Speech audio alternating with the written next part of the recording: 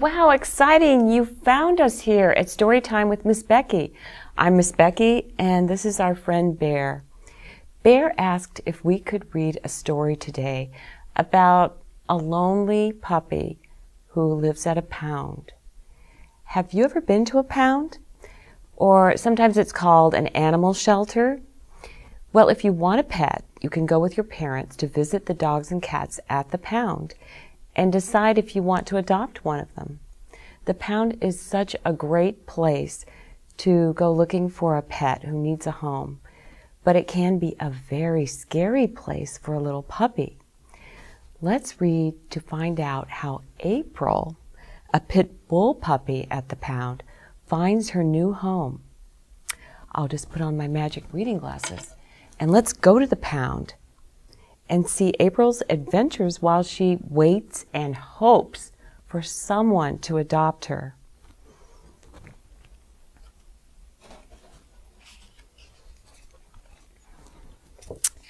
April Gets Adopted by Daniel Seif.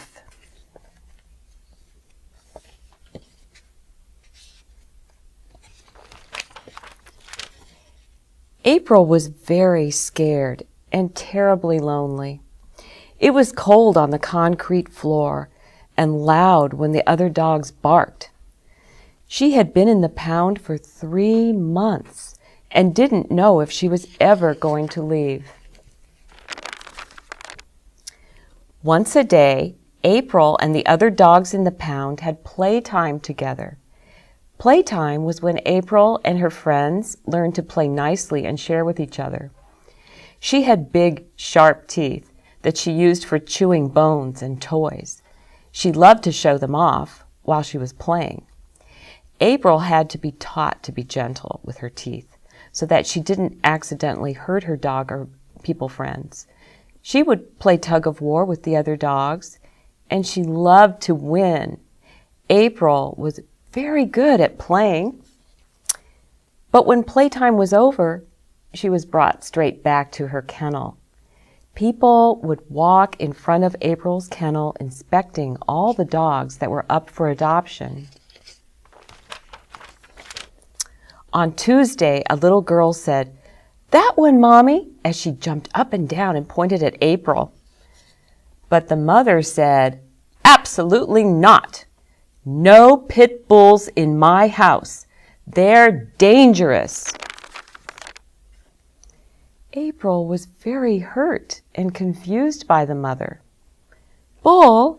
I'm not a bull. I'm a dog," she thought, "and I'm not dangerous." But the mother and little girl had already walked away. As the days went by, strangers would walk by April's kennel. Every time a stranger passed, they would glance at April and just keep walking. April tried to show the strangers that she wasn't dangerous.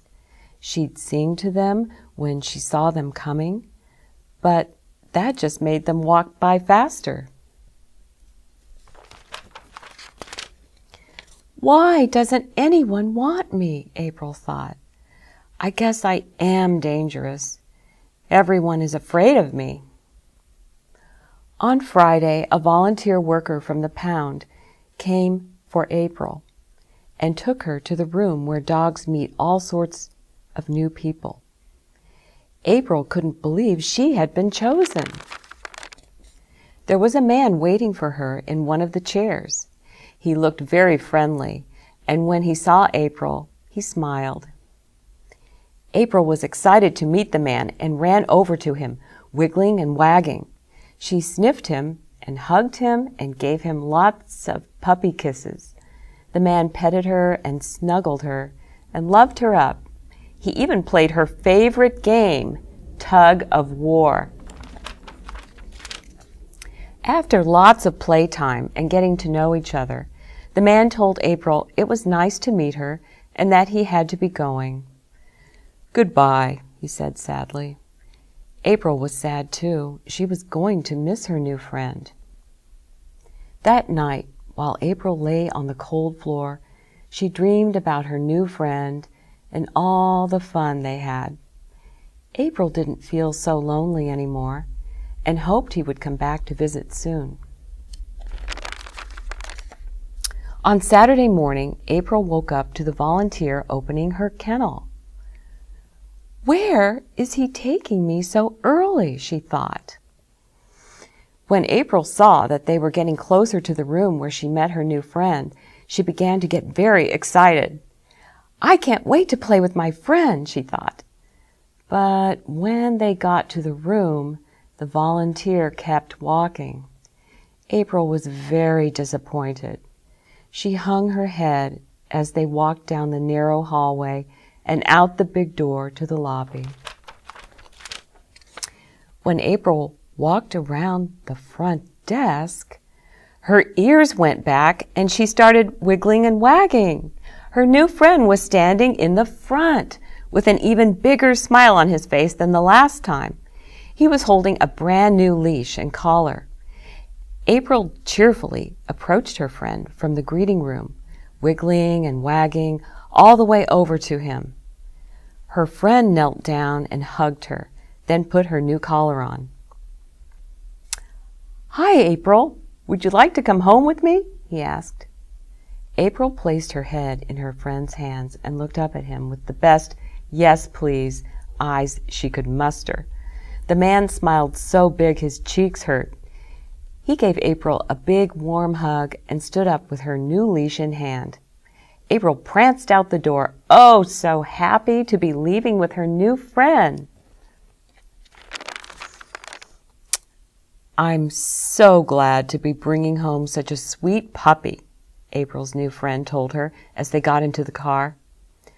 "I guess I'm not scary after all," she thought, as she sat blissfully in the passenger seat while they drove to her new home. "That lady was wrong about me. I shouldn't have listened to her." When they finally arrived and went inside, April went exploring. She sniffed the kitchen, she sniffed the halls, she even checked out the bathrooms. April loved her new home. When she made her way back to the kitchen where her new friend was waiting for her, April's new friend surprised her with a big bone. "This is the best day ever," April thought to herself as she chewed on her new bone. That night, April and her friend got ready to go to sleep. "Come sleep in here," her friend said, patting the doggy bed he had prepared for her. But this was still a new place for April, and she was more comfortable being on the floor. The carpet was soft and warm, and she fell asleep very quickly. When April woke up, she didn't open her eyes. She was afraid it was all just a dream. "If I keep them closed, the dream will last longer," she thought. But then she felt the soft, warm carpet beneath her and heard the gentle voice of her new friend say, "Good morning, sweet girl." April looked up at him, put her ears back, and wiggle-wagged her tail, saying, "Good morning." Well, did April's friend think she was dangerous? No, he saw her in a different way. He adopted her because he saw that she was just a sweet little puppy.